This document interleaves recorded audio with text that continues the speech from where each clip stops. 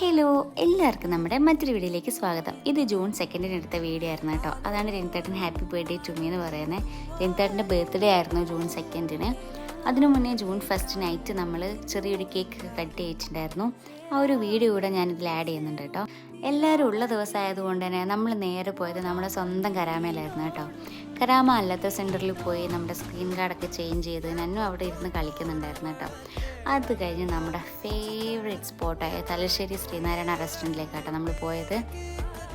അവിടെ നന്നൂന് ചെറിയൊരു ഇല ഇട്ടിട്ടുണ്ടായിരുന്നു കേട്ടോ ഭക്ഷണം കൊടുത്തത്. നല്ല അയക്കൂറ ഫ്രൈയും മാന്തൽ ഫ്രൈയും കല്ലുമ്മക്കായും മീൻമുട്ടയൊക്കെ വാങ്ങിച്ചിട്ടുണ്ടായിരുന്നു നമ്മൾ.